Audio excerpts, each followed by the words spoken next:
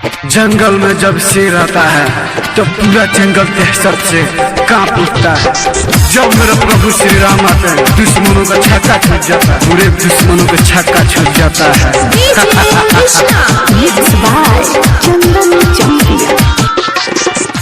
अयोध्या में बनता है राम के मंदिर,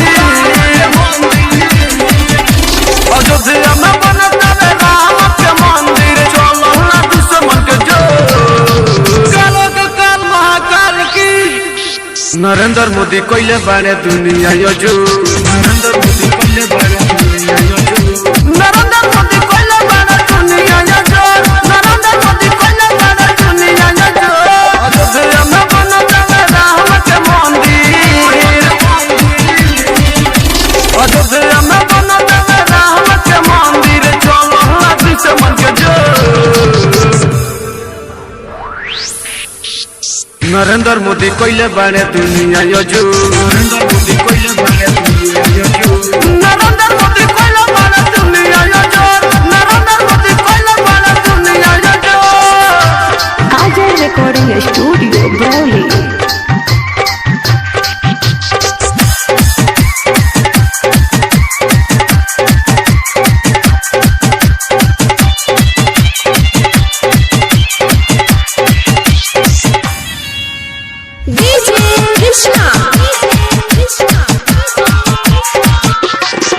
हाई कोर्ट से केस जीत के लागल बावे काम हो, श्री राम के नाम लेके होता वे निर्माण हो।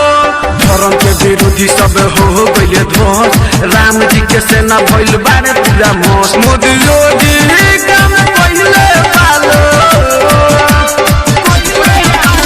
मोदी योगी काम पहले पालो, सबसे तो बिजोड़ कालो के काल महाकाल की।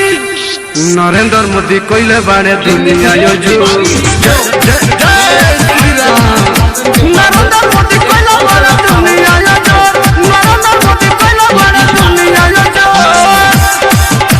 आजर रिकॉर्डिंग स्टूडियो ब्रौली।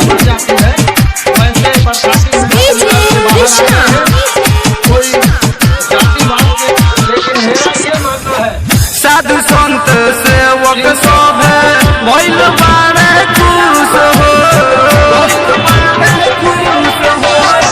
मंदिर के विरोधियन के सुखल बारे मुँह हो। कवियन केस कहे कोरोना कॉलेज मंदिर बनतावे जीत के तार के सवर